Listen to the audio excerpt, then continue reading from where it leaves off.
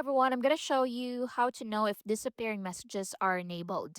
So if your messages keep vanishing after a certain time, disappearing messages are probably turned on. So here's how to check it in apps like Messenger. So open the chat conversation on Messenger, tap the person's name at the top, then scroll down and look for disappearing messages. So it's under privacy and support, tap on it. So if it is set to 24 hours or any day, that means it's turned on. So what you can do is to turn it off. So tap on off. And that's basically it. So you can then go back to save the changes. So most apps show a small notifications in the chat saying disappearing messages were turned on or changed. So as you can see, it says here you turned on disappearing messages.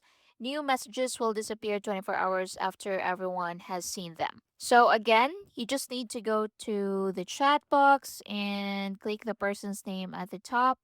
Scroll down to disappearing messages and turn it off if it is set to any hours or any day, just like so.